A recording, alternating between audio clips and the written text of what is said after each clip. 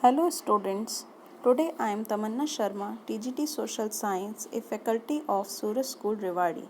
Today I am going to explain chapter 2nd in civics, which is understanding secularism. Students, we already done some part of this chapter in previous video.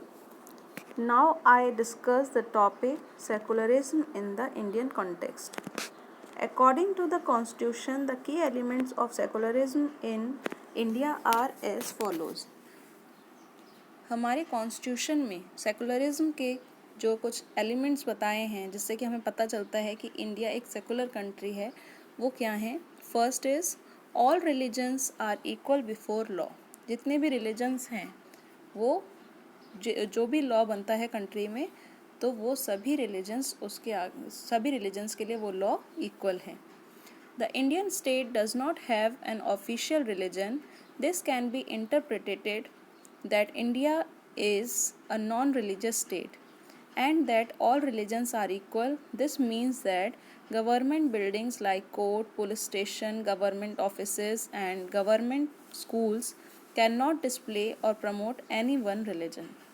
Indian state जो है उसका अपना कोई official religion नहीं है और इससे ये मालूम चलता है कि जो हमारा इंडिया है वो नॉन रिलीजियस स्टेट है और हमारे कंट्री में सभी रिलीजन्स को इक्वली ट्रीट किया जाता है. यहाँ गवर्नमेंट बिल्डिंग्स जैसे कि गवर्नमेंट हॉस्पिटल्स हैं, गवर्नमेंट ऑफिसेज हैं, स्कूल हैं, उधर किसी भी तरीके के किसी भी रिलीजन को प्रमोट नहीं किया जाता है, डिस्प्ले नहीं किया जाता है. Okay. Secondly, in order to respect the sentiment of all religions and to uphold the interest of certain section of the society, the Indian government does make certain exception and intervene in some religious practices. हमारी country में जो government है वो सभी religions के sentiment की respect करती है और कुछ सेक्शन और सोसाइटी के इंटरेस्ट को बनाए रखने के लिए अगर उसको ऐसा लगता है कि कोई रिलीजन कॉन्फ्लिक्ट क्रिएट कर सकता है या किसी तरीके की प्रॉब्लम क्रिएट कर सकता है तो वो उस रिलीजियस प्रैक्टिसेस में इंटरवेन कर सकती है. In India the question of secularism is not one of sentiment but one of law. हमारी इंडिया में जो सेकुलरिज्म है वो एक सेंटिमेंट नहीं है बल्कि एक लॉ है.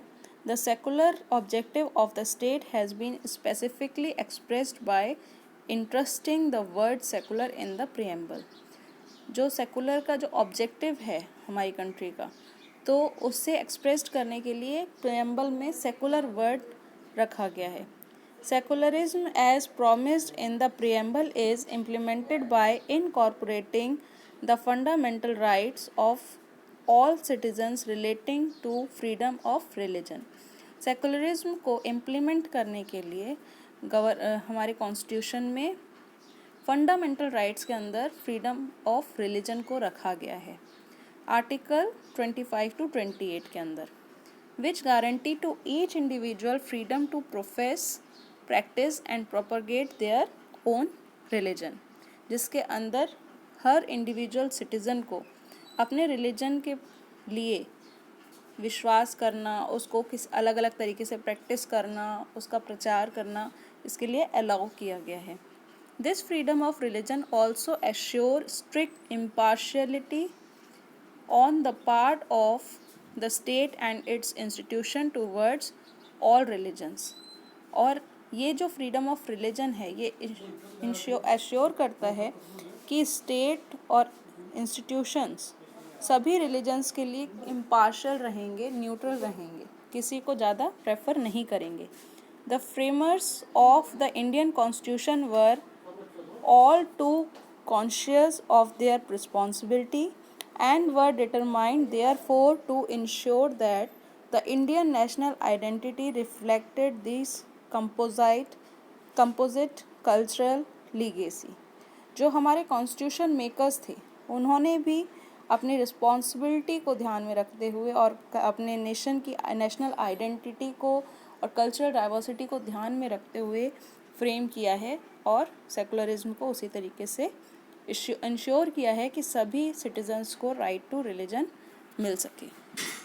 Yes, next is The third way in which the Indian Constitution promotes secularism and has its own strategy to prevent domination is that it only intervenes in personal matters of people to promote equality or to bring social reforms. Third way जो है Indian constitution का secularism को promote करने के लिए कि हर government की अपनी एक ओन स्ट्रेटेजी होनी चाहिए कि उसे किस तरीके से डोमिनेशन से बचाना है लोगों को और किस तरह से उसे पर्सनल मैटर में लोगों के इंटरफेयर करना है और इक्वालिटी को बनाए रखना है. The western model of secularism and Indian secularism have one thing is common. You know western secularism और इंडियन सेकुलरिज्म जो है वो क्वाइट डिफरेंट हैं. क्यों? क्योंकि वेस्टर्न जो सेकुलरिज्म है उसमें स्टेट और रिलीजन को सेपरेट रखा गया है, अलग अलग रखा गया है. लेकिन इंडियन सेकुलरिज्म में अगर कभी ज़रूरत पड़े तो गवर्नमेंट रिलीजियस मैटर में इंटरफेयर कर सकती है. कॉमन थिंग क्या है इनके बीच में? They are neither theocratic nor do they establish a religion. ना तो थियोक्रेटिक हैं कि थियोक्रेटिक मतलब होता है कि जो गवर्नमेंट रूल्स बनाती है तो वो रिलीजन बेस्ड बनाती है, एंड ना ही उस कंट्री का कोई अपना एक ऑफिशियल रिलीजन है. In the US separation of religion and state is understood as mutual exclusion. जो यूएस का सेकुलरिज्म है उसमें स्टेट और रिलीजन के बीच में म्यूचुअल एक्सक्लूजन देखने को मिलता है. The state will not intervene in the affairs of religion. जो स्टेट है वो रिलीजियस अफेयर्स में किसी भी तरीके का हस्तक्षेप नहीं करती है. In the same manner religion will not interfere in the affair of the state. और जो रिलीजन है वो स्टेट के किसी काम में इंटरफेयर नहीं करता है. Each has a separate sphere of its own. In state और रिलीजन दोनों का अपना अपना स्फेयर है, दोनों अपने में वर्क करते हैं, एक दूसरे के काम में इंटरफेयर नहीं करते हैं. The Indian state can intervene in the religious affairs provided this intervention is based on the ideals laid out in the constitution. Indian state में क्या है कि अगर कभी ऐसा लगता है कि कोई रिलीजियस जो एक्टिविटी है तो उसमें वो कॉन्स्टिट्यूशन के अगेंस्ट हो रही है, लॉ के अगेंस्ट है, तो कॉन्स्टिट्यूशन के अकॉर्डिंग गवर्नमेंट उस रिलीजन में इंटरफेयर कर सकती है.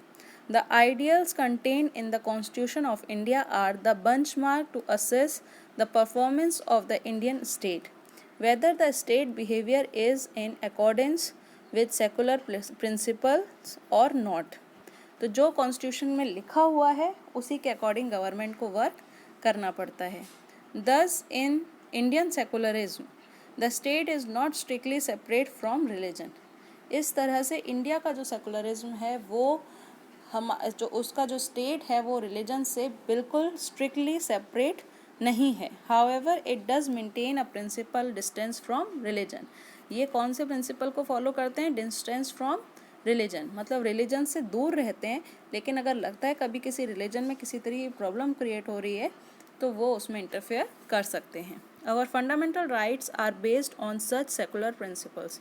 हमें जो ये religion freedom to religion fundamental right provide किया गया है तो वो किस पे बेस्ड है? सेकुलर प्रिंसिपल्स पर. और उसी सेकुलर प्रिंसिपल्स के अकॉर्डिंग अगर इंडिविजुअल उसके अकॉर्डिंग का वर्क कर रहा है तो गवर्नमेंट कभी उसमें इंटरफेयर नहीं करेगी. और अगर इंडिविजुअल सेकुलर प्रिंसिपल से अलग होकर कुछ इस तरीके का काम कर रहा है जिससे कि नेशनल आइडेंटिटी को प्रॉब्लम क्रिएट हो सकती है तो गवर्नमेंट उसमें इंटरफेयर करेगी. Okay students, your chapter is complete. I hope you understand this chapter very well. Thank you.